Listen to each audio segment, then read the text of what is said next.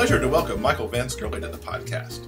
Michael was born in Chicago and grew up and worked in the shadow of Capone's house in a union hall, where he first discovered a love of gangsters and the Roaring Twenties.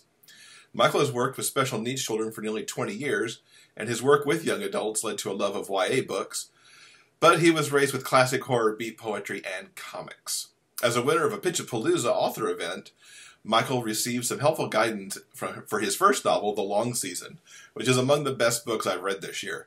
He still lives in Chicagoland, and despite it being cliche, gets asked about gangsters whenever traveling abroad. Thanks for being here, Michael. Thank you for having me. Yeah, it's a great pleasure. Like I said, Long Season is one of my very favorite books of the year so far. I'm glad it got onto my book list. Oh, that was great to hear out loud. Tell our listeners about The Long Season.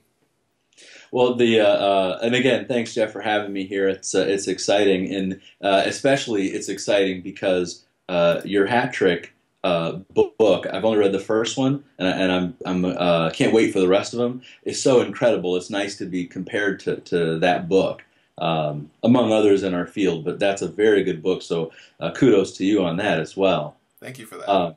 Yeah, The Long Season is it's a book about a closeted hockey player in the 1920s who comes from a farm town in Delavan, Wisconsin, and gets drafted to at first a minor team in Milwaukee, which is the big city for him, and then he gets drafted into the Chicago Blackhawks in their very first formation year in 1926. So here's this farm boy who goes to the big city and is just kind of fish out of water at first, and he's got this giant secret that he's hiding, and then he meets what he hopes to be, at some point, the love of his life, the goalie Jean-Paul Moreau.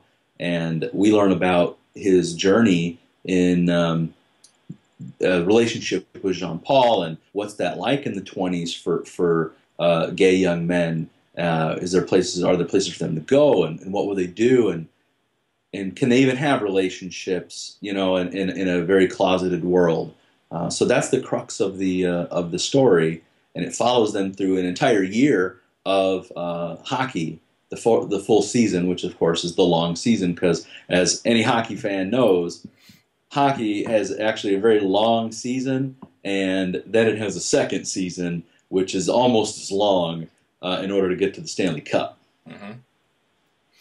So we mentioned in your bio, the love of gangsters and the 20s, and I know your love of hockey. And in fact, for the folks watching the video feed, they see the Chicago Blackhawks jersey hanging on the wall behind you. How did you decide to blend all this together to get your inspiration for this book? By the way, the jersey's signed by Dennis Savard. The Savoir Faire is everywhere. He's one of my favorite players who I got to meet. So I love so many different things. Like any reader, voracious reader, you love so many different things. And then you're thinking about, I want to write my first book, and I want it to represent something really interesting to me. And like I mentioned, growing up in Cicero and around all the Al Capone stuff and gangsters, and I started to enjoy. And Chicago has this rich history of gangsters, obviously, with Al Capone, and all that comes together with just the Roaring Twenties pizzazz and the whole F. Scott Fitzgerald vibe, and I love that stuff. And I'm a huge hockey nut, and of course, gay rights are an incredibly important issue to me. I marched in the Equality for Marriage in Chicago, which was supposed to just be a little rally, and it turned into a march where we took over the streets peacefully, and with these fabulous 8-foot drag queens walking down Michigan Avenue, taking it over, being fantastic. And then the next year, who knew that we would get marriage equality, which is amazing. Never thought in my lifetime. So I wanted to put all that together, these amazing coming out stories that are out there, that I just wanted to put my mark out there as well. I wanted to do something that was very interesting to me. I honestly didn't think there would be a lot of, I wrote it for me because I didn't think there would be a lot of market out there for gay hockey stories. I know that through research there are a plethora of books in that genre. I'm I'm not going to say that when I started writing it, there weren't as many, because there were several out there. But when I started almost 5 years ago in my research, there were far fewer. It's kind of exploded, I think, and it's not because of me. Mine just came out. So it's really incredible that my passion is also a lot of other people's passion, which is really cool. Yeah, it certainly has exploded. When I wrote the first Hat Trick, I didn't see any YA hockey books out there, which is why I picked kind of that niche. And then over time, there's been so many more, but this is certainly the first historical one that I've seen, because mostly it's modern day athletes. Yeah, yeah, I think it might be the only historical one, and we can talk about that more later. But yeah, the Hat Trick might be the only one that I can think of that's YA, senior year of high school. And I'm so curious. We can maybe talk later, but I'm so curious about how it'll progress now that it's going to become, I guess you'd call it new adult in Hat Trick 2, and then probably new adult / adult in Hat Book 3, Hat Trick 3. I wonder how the scenes will evolve. So yeah, it was interesting to track that, because I understand that I broke a few rules in some ways, keeping my central couple the same in the 3 books, but I had a story to tell, in the long run. But we can circle back to that at some point if we want to, because I want to keep going kind of down Sure. the historical path, and why I guess you chose to go historical, which is a little outside the norm for an athlete story as far as I can tell. And then also kind of how you researched everything to get all of this right. Oh, yeah. Or at least I assume it's right. I don't really have a context, but I assume you did that. Well, that's the interesting thing about writing historical fiction is that sometimes there is a plethora of information out there about your topic, and then you are handcuffed or pigeonholed into you either have to make a decision. I don't care about that and do whatever you want, or I'm going to stick to it. And then there's so many people out there that know so much more than you do about your topic. Gay life in the 20s in Chicago isn't one of those categories where there's a plethora of information out there. People have done research. I actually looked at several good books that I found through my research, and articles that have been written, and I believe it's Newberry Library has a collection of stuff, but it isn't like general Roaring Twenties information. So I had no idea what life was like for a gay person, LGBT people in the Roaring Twenties in any city, let alone Chicago. I had no idea that Tower Town, where the Water Tower is now, which is a huge shopping district now, was a huge bohemian area for lots of these underground speakeasies at the time, because of Prohibition, of poets and artists and musicians and gay people and lesbians and communists and Bolsheviks and anybody that had a different kind of thought, socialists, and all that was a no-no, and then they found a place in Tower Town, which is so downtown Chicago. It was kind of amazing to me and really cool. So research played a huge part, and I spent a lot of time looking at it, and of course going down the internet and not writing because I've spent so much time. I'm a history buff, so I kind of got sidetracked. And you had to not only deal with Chicago, but you traveled, because they went to Montreal, they went to New York, Yeah. to go and play hockey. So you had to do some research about these other places too. Yeah, and that was mostly just internet research, and I tried to, it's fiction, so I say right off the bat, like, so there's Chicago Blackhawks, there's Chicago, there's hockey, there's the Marshall Field family, there's Montreal Canadiens, and all those things that are out there in real. Mine is fiction, so if I mess something up, hey, it's fiction, which is okay. But I did a lot of research, but I tried to cross-reference every fact I tried to use with another site, at least get 2 different views, and not Wikipedia, because anybody can change that. See, I just tried to do a lot of research. I found this amazing culture in Detroit and Montreal and Toronto and New York, gay subcultures that had grown up in the 20s. You know, anytime there's like a boom financially where the people don't, I don't want to get political, but where people don't have to blame a group in order to gain traction politically, those groups can then thrive. So in the 20s was one of those times where gay rights groups were squashed pretty quickly, but gay inclusion in some clubs was available. How did you, and this must play to the research too, decide how both Brett and Jean-Paul behave in this atmosphere and how they grew up and what their individual baggage were, essentially? Yeah.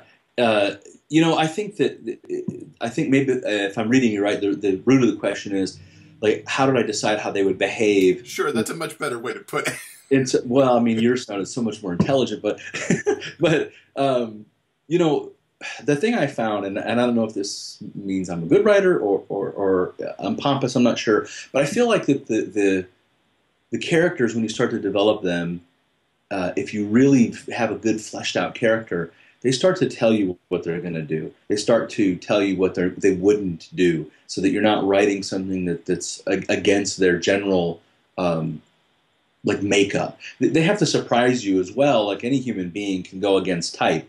But in general, in books, people are very unforgiving about characters that are really good people, and then they go do something awful, you know, to an extreme. I thought about, you know, Brett. Here's this farm boy from Delavan.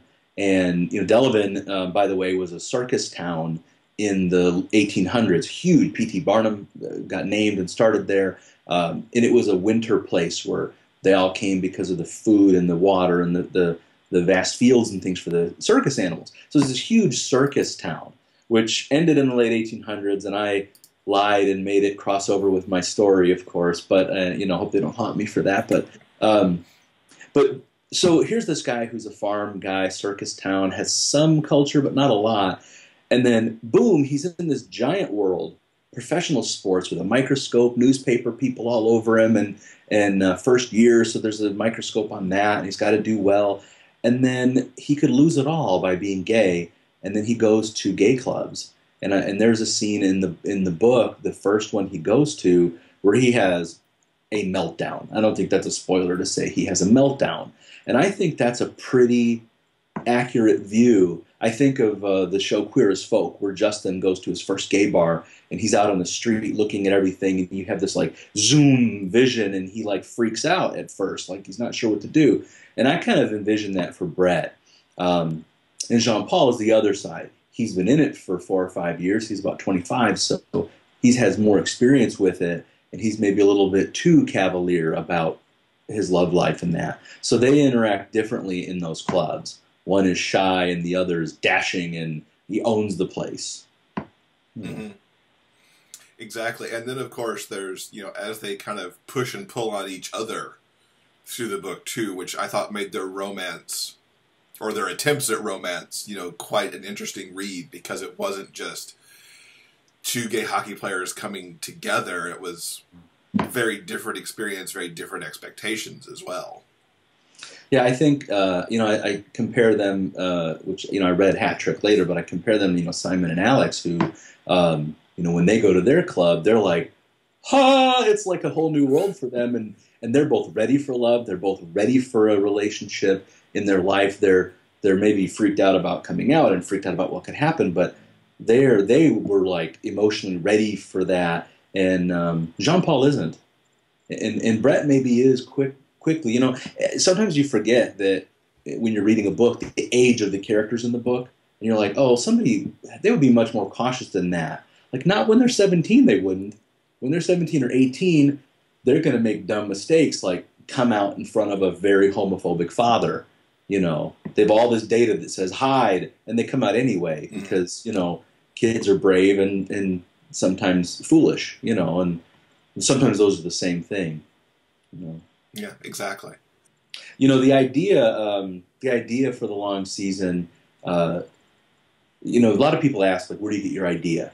Or where do you get your ideas? I'm sure you've been asked, like, where do you get your ideas? And I know that, reading your stuff that you play hockey, and so, obviously some of those ideas come from there, and we can talk more about that. But my idea came from a very specific place. Like we talked earlier about like why I wrote the book and why I had all those ideas in it, but the actual spark of this book came from one picture. I got it here. I'll show you. So I was reading a hockey chronicle, and that somebody gave me. It's called the 20th Century Hockey Chronicle, and flipping through these old pictures, and it's amazing. And I don't know if you'll be able to see it, but I came across this picture here. I don't know if you can see that one right there. Yeah, that comes across pretty well. So this guy right here is looking over here. He's not looking at the camera, it doesn't look like to me. So I'm looking at this picture, and that's the 1907 Kenora Thistles. They won the Stanley Cup. They were an underdog team from Ontario. They just challenged for the cup, and they won it, and they shouldn't have. And actually, Art Ross was on that team. We all know who he is. And but I was just looking at it, and they looked kind of, well, chummy, and their legs, instead of being straight forward, they were leaned over on each other. And then the one guy's looking across like he's looking at one of their players, and it just, boom, what if? I had a what if moment. What if two of those guys were in a relationship and nobody knew?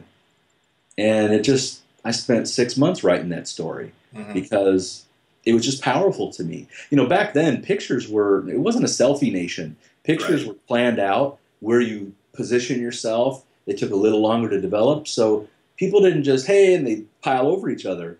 All the other pictures had the guys sitting straight up, stiff, looking forward, legs straight, maybe arm around each other, but nothing like this. This was very high in camaraderie.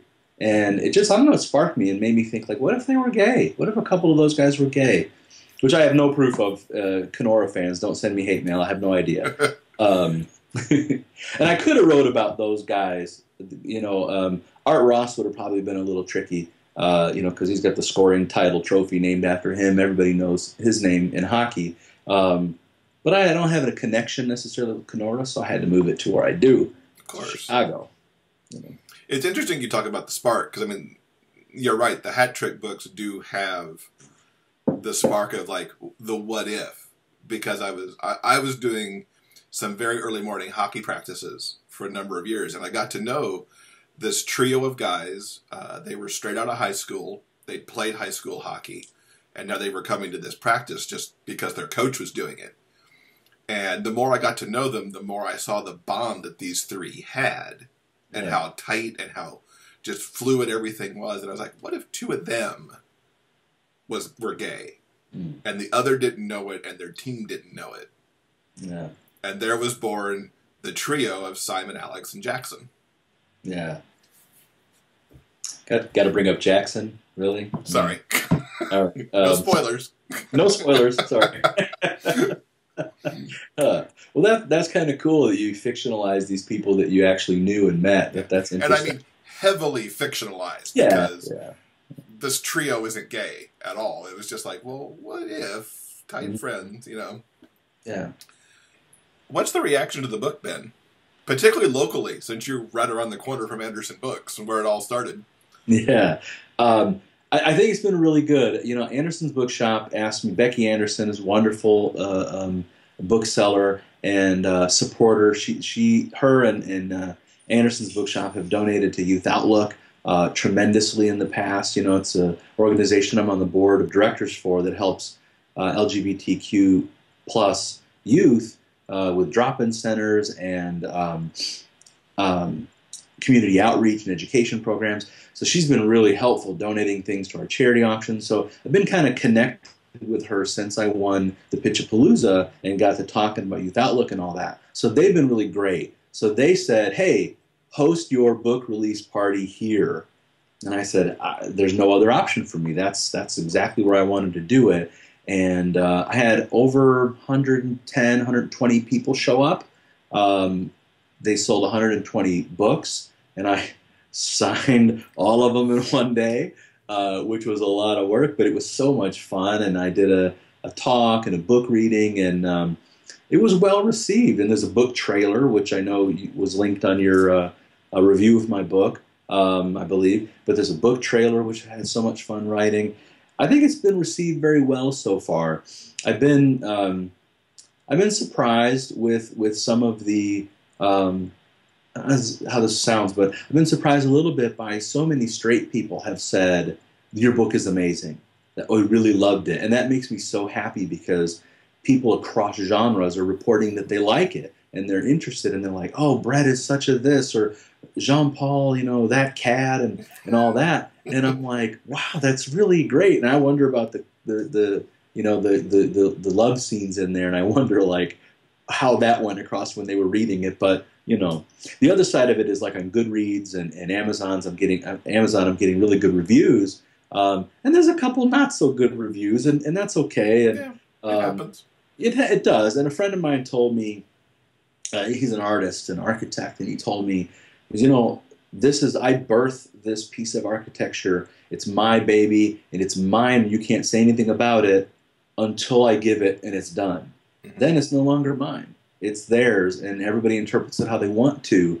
And the internet is full of the old adage, likers like, haters comment. And, people who love something click like and put a little heart on it. People that hate it, they write and tell you exactly what they hated.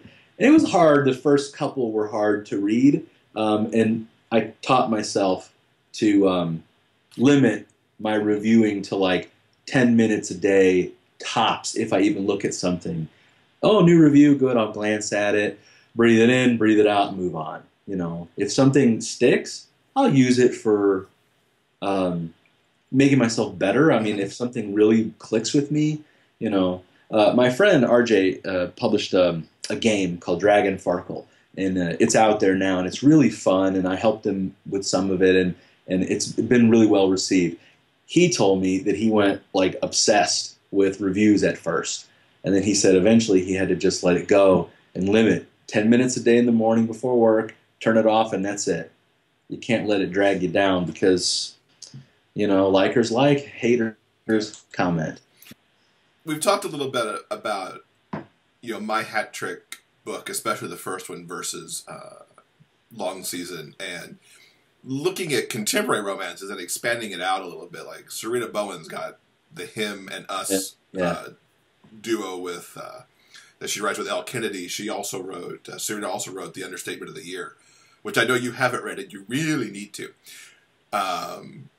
It's interesting to me to see between the contemporary and a book that's set some 90 years ago,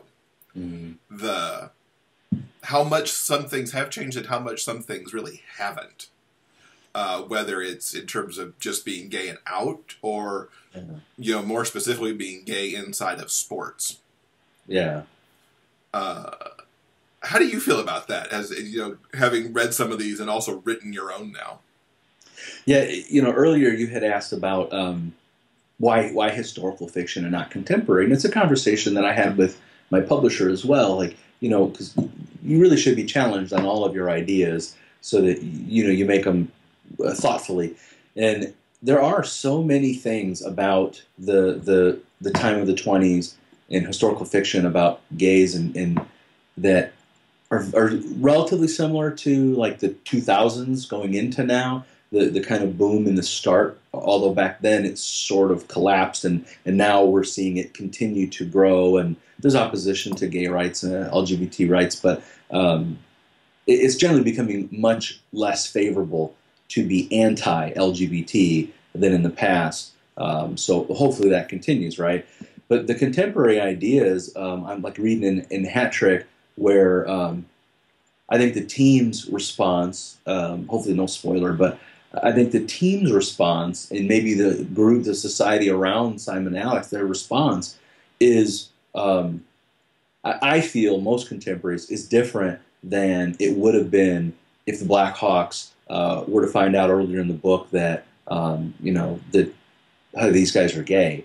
I got a feeling, and I have no facts to back it up because it never happened. And I Mhm. think that's part of the key, that in the 20s, there were zero out sports figures on any team of any kind. So anything you read that says like there was acceptance, there were acceptance in drag clubs and the drag balls that happened at the Coliseum Annex, and where people came to like people do now. Bridal parties are huge at drag clubs. There's that acceptance.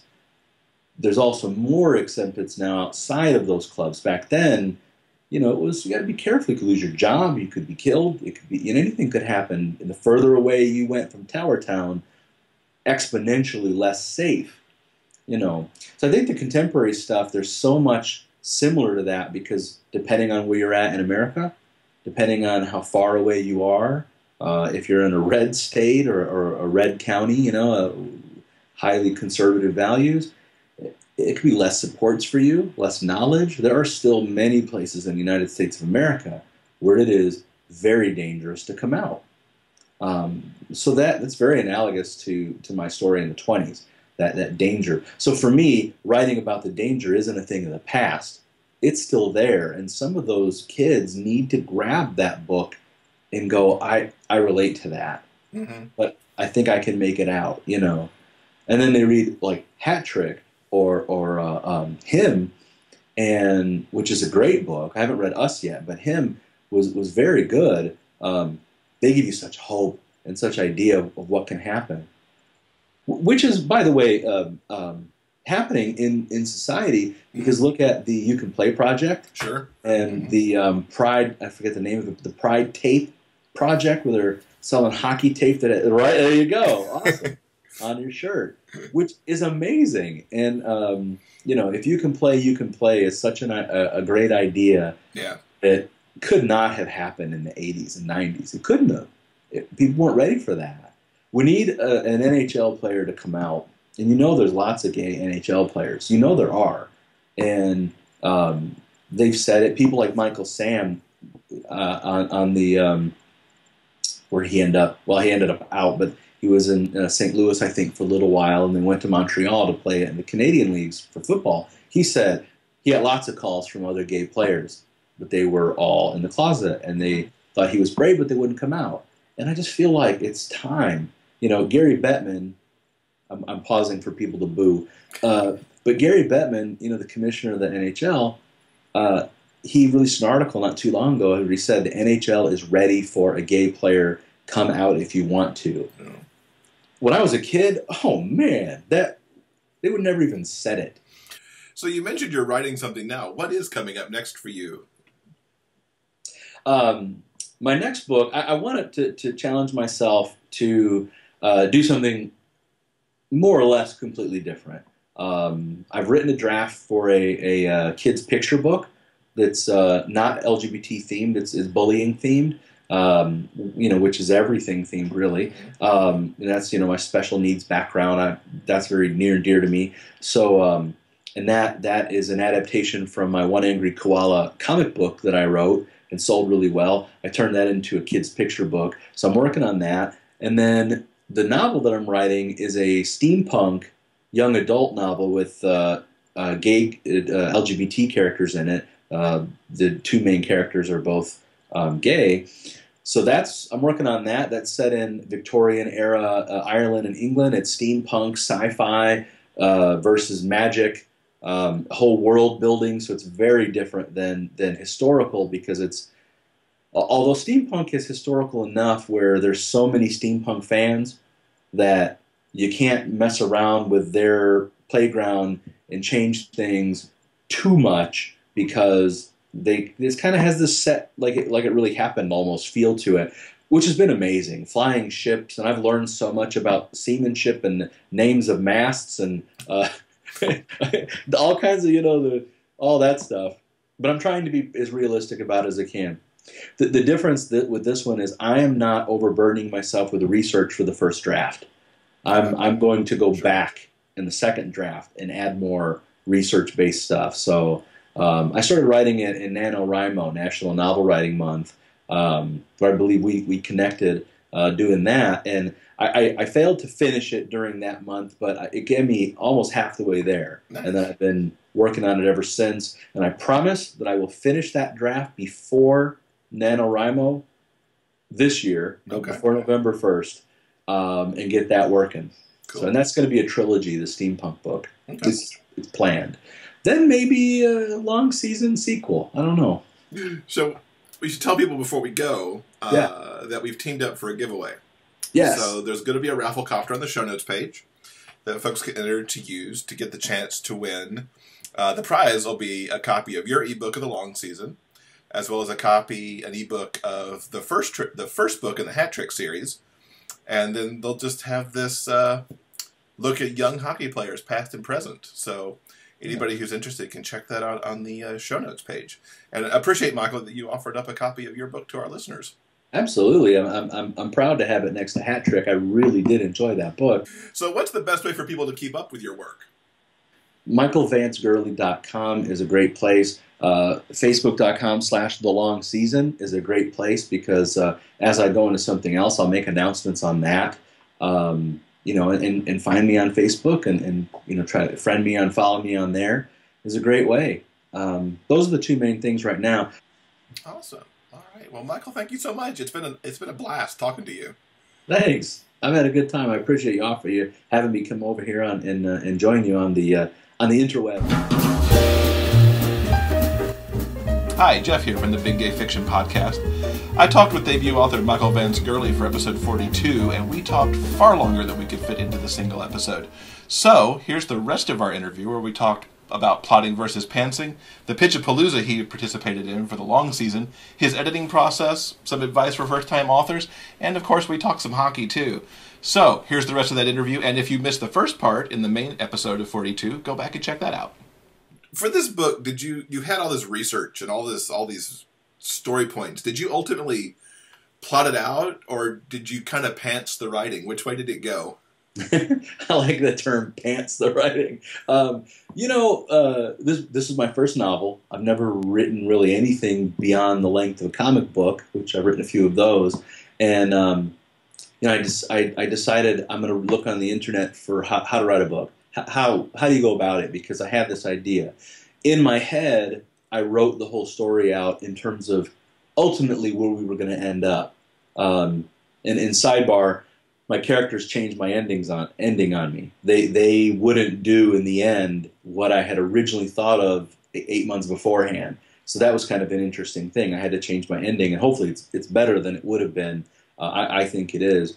But I found like the snowflake method, and where you build a little bit, one sentence, and then you build two sentences, and then a paragraph about your book. And then the same thing about each character, one sentence, two sentences, a paragraph, two paragraphs, and then the next person, until I started to have about 20, 30 pages of outline. And I outlined the entire book for this one. So it was, it ended up being 30 pages of outline because I wrote full paragraphs. And then I found myself almost writing a full chapter in the outline, and I said, I think it's time to reformat my outline. And I loved it. It was great because you could surprise yourself. You could do different things. You could change your mind. But in general, writer's block is helped, I think, when you have an outline. Mm-hmm. You know where you're going and you know the major beats you want. And then you're surprised by things. But in general, you can do that. The downside is you've already written it, and it would kill you to change too much. And sometimes it makes it feel like a chore instead of just discovery. The new thing I'm working on is, it wasn't outlined until I pitched it to a publisher. I wrote half this book, and I'm currently writing it, and it is seat of the pants. It was like, what would the characters do next? And I'm always thinking about it. It's more challenging. It's more stressful to write that way for me, but it also is fun. So I'm trying both. I like to do different things. That's cool. That's cool. How long did Long Season take? About 2 months to write it in my head, and I don't know, maybe I'll say a year where the idea was in my head a little bit. 2 months of really fleshing it out in my head, and then 6 months of feverish writing. And I promised myself I was going to finish the book before my birthday, and I said, before I turn 40, I will have a full-length novel written. And I finished it 3 weeks before my 40th birthday. Congratulations. And yeah, thank you. So that was 6 months, you know.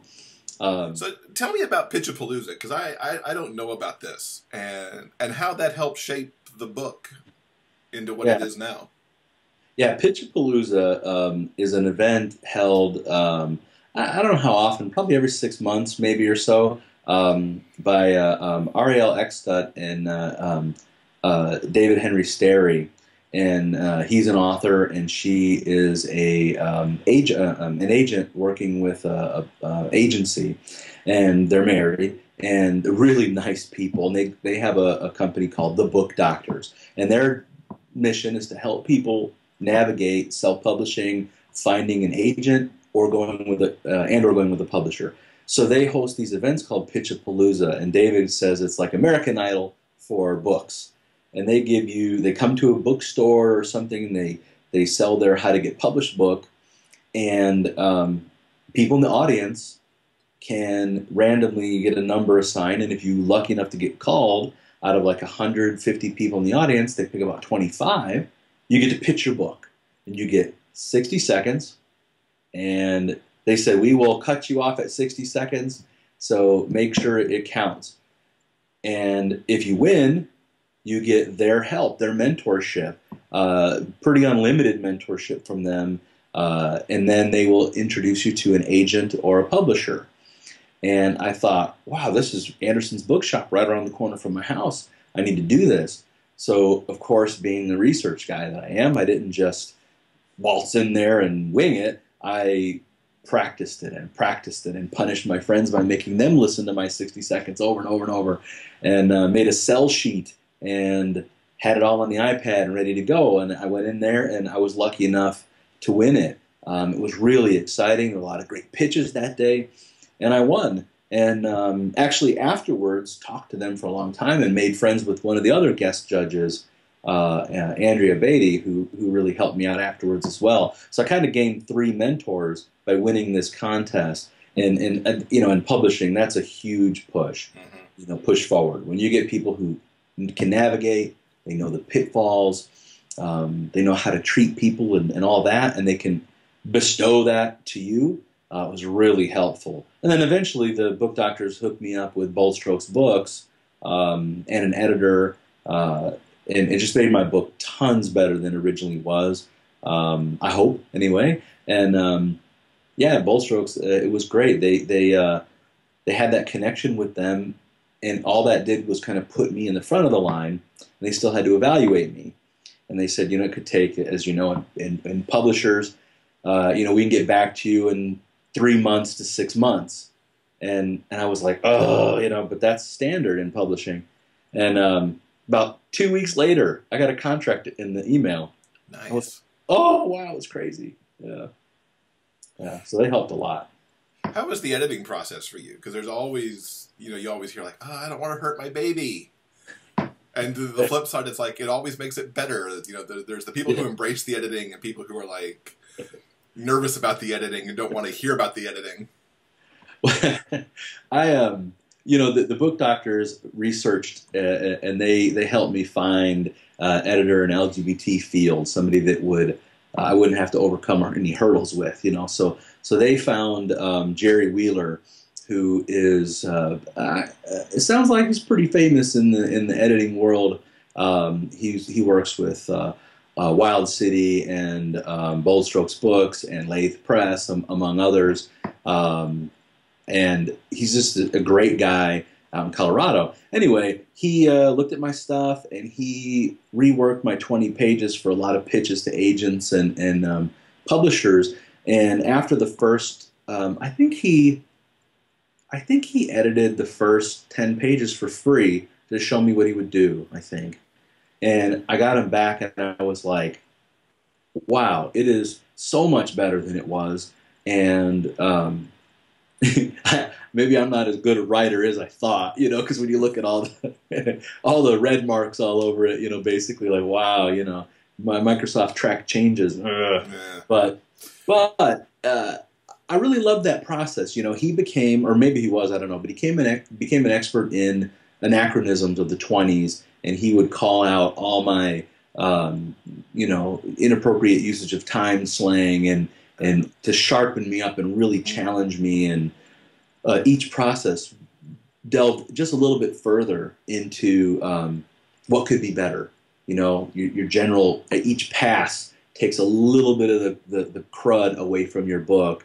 And then in the last one, I think we took out 500 instances of the word that.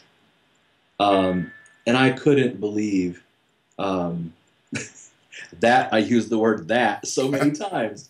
But anyway, I think it's a lot better. And actually, when I got hooked up with Bold Strokes Books, they hired Jerry Wheeler to be my professional editor through them. So it was nice to connect that and not have to work with a different set of people. Mm-hmm, mm-hmm. So, any advice for first-time authors to kind of pivot us back to the writing stuff a little bit? Advice, it feels a little disingenuous to give advice to people when I only have one book out and I don't even have sales info yet, so I don't even know how well it's doing beyond the opening. However, I'm happy and free to give advice to people because having it out, I now realize that even with 3 really great mentors and a publishing house that's been very supportive of me, Bold Strokes Books has been very professional and nice, and they've been amazing with like cover design. My cover, the cover, I got to choose, the all that, and they were really supportive of that. But I have learned some things through this about marketing that I was sort of told, but not in specifics enough, maybe. But now I know when to start marketing a little earlier, because I feel like the book's been out a month now. There's almost like this feel out there in return to me of it's too late to ask for a review. It's too late to do these things. It's already been out a month. It's old, which is crazy. But there's so many books coming out. Yeah. It is old. I would have started earlier. That would be my advice. And my other advice is be polite. Be polite to everyone, even if they say no. I got great feedback from agents who said no, publishing houses who said no, that kind of thing. And details in a contract, you're like, I want to change this. You can do all those things, but you have to be polite about it because who you see, what you don't see is that they know everybody else you're talking to. Or at least you don't want a bad reputation out there of being like a prima donna or a jerk. So I was polite to everybody. And I kind of think, I like to think I am anyway. But in that field, you get frustrated. I had a few agents kind of lead me along and make it seem like they were going to do something, and then it kind of piddled out and didn't happen. And I was just polite back. I was very, very frustrated about the process and get your hopes up and get crushed. But you learn something from that, and you're polite, and you move on. Because there's no reason and there's no benefit to you or anybody for being, rude to people. And the other advice, like I said, my book didn't really have a major audience when I was writing it, and I could have sexed it up more to make it more romance category than it is. I could have, done, a whole lot of other. I could have put aliens in it. I could have done all kinds of stuff, But I wrote the book that was in my heart, and if I only find 500 readers that are passionate about it, then I'm happy with that. If I find 1 million readers that love it, that's that's way better. But because writing is it's a job a little bit, and it can be expensive with editing and the time you put into it and all that. But really, having reviews like the one you did on your site is that's what it's all about. Reaching somebody. If you do something that one kid that's struggling picks up and can relate to, and think I can keep going, that's what it's about, really. Mm-hmm. I kind of wrote to 13-year-old Michael a little bit, Nice. Not to get too deep, sorry. Well, I think you're right. I mean, if you try to write a book, if somebody told you to put aliens in that book, you might, okay, fine, I'll do it. But then it would come, the reader would know you shoehorned that in somehow. It wasn't the book you meant to write. Yeah, yeah. Yeah, somebody actually did jokingly ask me to put aliens in it, and that's never left my head. There were other crazy ideas too, but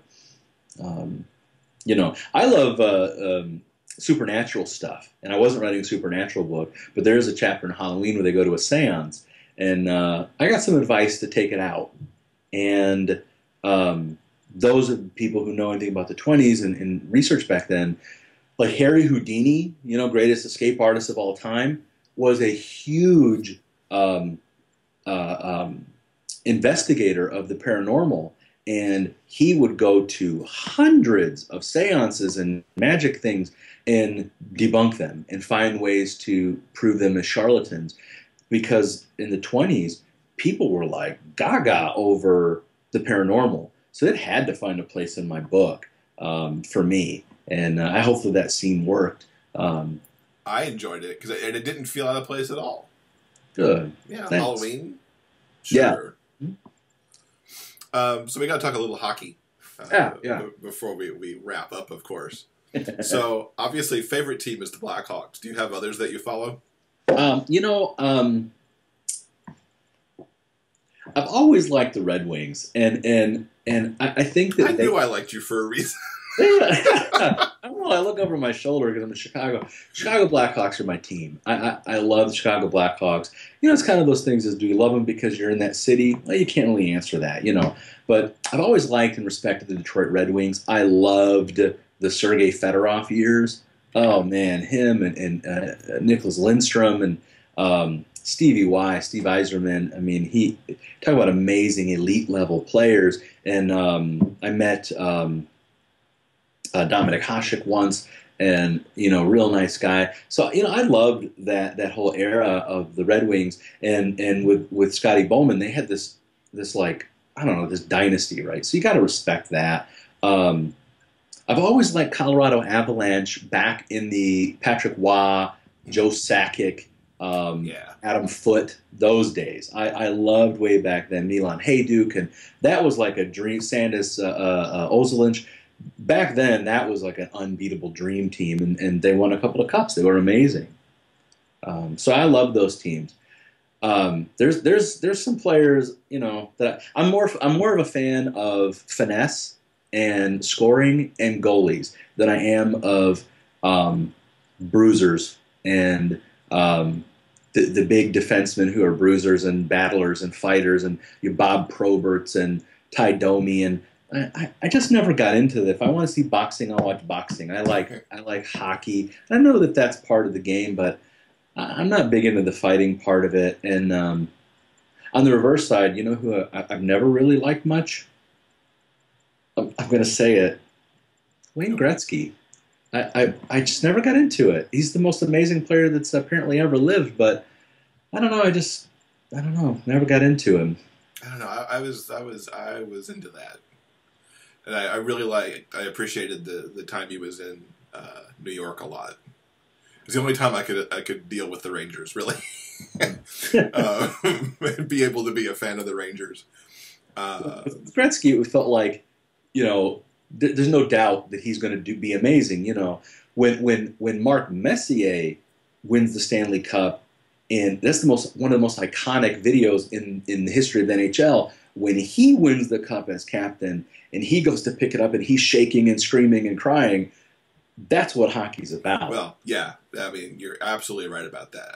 I couldn't begrudge them that win either, because it was such an emotional thing. And I'm a huge Red Wings fan, but I have big respect for the Blackhawks. I'm a goalie guy too. I especially like Corey Crawford. I think he's pretty amazing. And for all of my not fandom, if you will, for the Rangers, I think I'm blanking on his name right now. The Rangers goalie. I love watching him. Is it Lundqvist? Lundqvist, thank Yeah, you. I'm yeah, just yeah. like total blank out. Lundqvist, yeah. I mean, I sat in the garden one of the times that the Red Wings were in town and watched the Red Wings fall apart, but loved watching him play goal because he was awesome in that game and he deserved to win it. Yeah. Yeah, we've had. I'm a huge goalie fan, and I love, like Patrick Waugh helped revolutionize goalie. And Yeah. he with that goalies are such interesting people in general. So I try to make a lot of those quirks into Jean Paul. The bit where Jean Paul can't step on the lines, the painted lines. That's Patrick Waugh. He can't step on the lines. He always has to kind of little hop over them. And of course back then, the 20s, they didn't wear masks, but Patrick Waugh, they always had these weird chicken movements with his mask that just were hilarious to me. And then he was so amazing, and a brawler as well. Like he was this weird mix. So I was a huge Patrick Waugh fan. Yeah, and it's weird to see a goalie who's a brawler. Yeah, like he, I think he might be kind of a violent guy. I'm not sure, but but back then, I mean, him coming across the ice to fight with who's a famous one? Was it Hasek, or he just beat the pulp out of Mike Vernon or somebody? And I was like, I'm not big into the fighting, but goalies fighting in the middle was kind of crazy. Something bad had to happen when the goalies fight, right? Because they're so far apart from each other, they can't even smack talk each other. No, right? They can't even hear each other from over there. But I love the goalies like Hasek or Curtis Joseph, who would flop on the ice and flip their legs around and use reflexes. And Eddie Belfour, oh man, Eddie Belfour, that's a guy that you don't cross. Yeah, Eddie Belfour, absolutely. Him and Chris Chelios, they would, I watched a game where Chelios bear hugged an opposing player so that Eddie Belfour could punch him in the face. And I was like, wow, that's crazy. You're a goalie. They're supposed to be controlled, So I know you've had the opportunity to kiss the Stanley Cup, which is pretty awesome. I've only been in the same room with it. I didn't get to get near it, so I'm a little jealous. What's the story there? Well, in 2010, when the Chicago Blackhawks won the Stanley Cup, which was huge, it was such a huge thing, hadn't won the Stanley Cup in 49 years. The time before was in the 90s. We were in the in the finals and got swept, which was really, whatever, still stings, right? But so 2010, we won the Stanley Cup. Brent Sopel, defenseman, said he was going with the Stanley Cup to the Chicago Pride Parade in June, and it was the first time in history that the Cup was going to make an appearance at the Pride Parade, as far as I can recall, and let alone an actual active NHL player was going to be at the Pride Parade, which was huge. So had to go, and then I started following him on Twitter, and I don't twit much, but I followed him, and he said, hey, I'm going to be at the Pride Parade tomorrow, and afterwards meet me at a local Wrigleyville restaurant bar where I'll be bringing the Stanley Cup, and we can come party with the Stanley Cup, which is a huge thing. And it's only a couple blocks from the parade. So I said, we're doing it. So I went to the parade. As soon as he passed, I turned around and ran to the restaurant with some people. And eventually it got so crowded in there, I showed up early enough, but it got so crowded, they locked the door. You couldn't, and no more people in. And then cops started showing up, and firemen checking the fire code. And I made friends with the bartenders and the waiters and waitresses, and ended up helping them. Somehow I connived my way into helping carry a table that they were going to put the Stanley Cup on. The people who were managing the cup thought I worked there and asked me like what we needed to do, which was really cool. And they said, "Where's the front of the line?" And I said, "Right here." He said, "Oh, okay." So I ended up in the line. And when the cup came in, it was amazing, and everybody was touching it. It has this no other trophy has raised that much charity money. No other trophy gathers a crowd just to see the trophy. Other trophies are important. Don't get me wrong. I don't know any of their names, and neither does anybody else. But the Stanley Cup, it draws crowds, and it was packed. Anyway, so I got up there first. I went up. I kissed the cup. and I took like 30 pictures of it, and then pictures of me standing with the cup. And then I went to kiss it again to get some more pictures, and I noticed my own chapstick ring on the Stanley Cup that I had left, and I was like, oh, I am so thankful I was first. Yeah. And then I grabbed the top of it, and I was reaching down to grab the bottom, and I was quickly told, nope, you cannot raise the Stanley Cup unless you're part of the team, because I was going for it.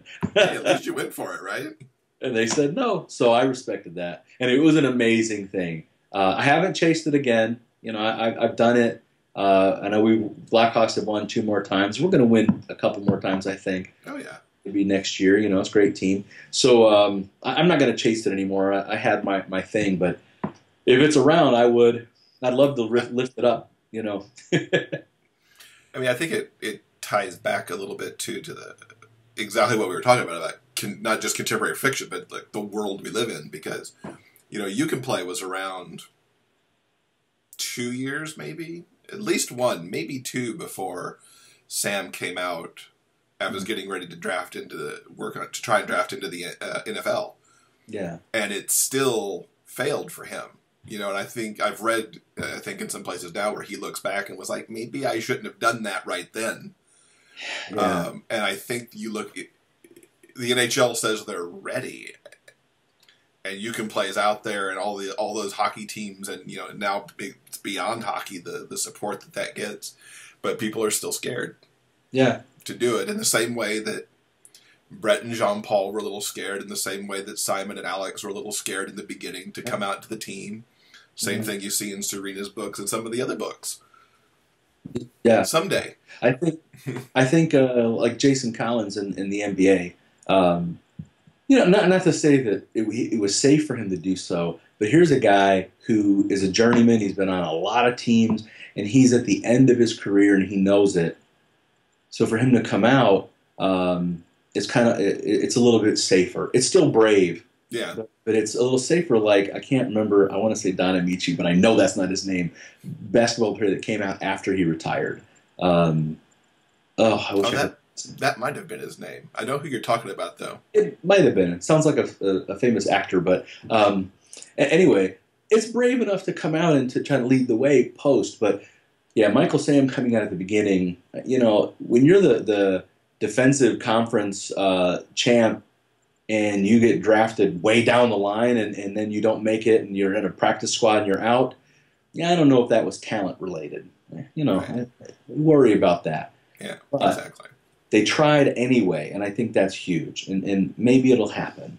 Hopefully. Hopefully, especially because you've got so much college athletes coming out now. Yes. That they'll, you know, rise to that next level and already be out by the time they get there, maybe. Yeah. Like Robbie Rogers, right? The soccer player? Yeah. He came out, and then he's on LA Galaxy or something. But he's huge. You could tell both of us only follow hockey, really. You can, right? It's like these other sports may have these people in them. True. Anyway, it's changing.